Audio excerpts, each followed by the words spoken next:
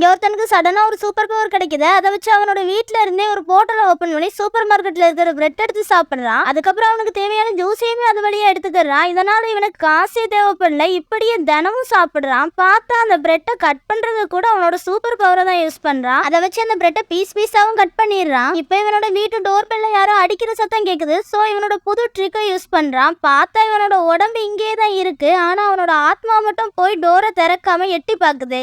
பார்த்தா news paper தான் வந்திருக்கு. அதையுமே போர்ட்டல் ஓபன் பண்ணி இங்க இருந்தே எடுத்துக்கிறான். அதே மாதிரி இவனுக்கு எப்பெல்லாம் போர் அடிக்குதோ உடனே இவங்க வீட்டு பால்கனி டோர்ல இருக்கிற ரொட்டேட்டரை சுத்தினா போதும் இவனுக்கு பிடிச்ச நாட்டுக்கு போய் டிராவல் பண்ணி என்ஜாய் பண்ணலாம். பிரேக்ஃபாஸ்ட்டுக்கு ஒரு கண்ட்ரில இருக்கிறான். அது முடிஞ்சது வீட்டுக்கு வந்து பேக் எடுத்துட்டு அடுத்த செகண்ட் ஆஃபீஸுக்கு போயிடுறான். ஆஃபீஸுக்கு போனதுக்கு அப்புறம் தான் தெரியுது இவனோட போனை வீட்லயே வச்சுட்டு வந்துடுறான். அதுக்காக வீட்டுக்கு வராம அங்க இருந்தே ஒரு போர்ட்டல் ஓபன் பண்ணி அது வழியாவே எடுத்துக்கிறான். ஒரு நாள் இவன் வெளியே கிளம்பும்போது அவன் ஃப்ரெண்டு பாத்துறான். சோ அவனுமே அந்த வழியா வர்றதுக்கு ட்ரை பண்றான். ஆனா அதுக்குள்ளேயே அந்த போர்ட்டல் க்ளோஸ் ஆயிடுச்சு. பார்த்து அவனோட கையே இப்ப கட் ஆயிடுது.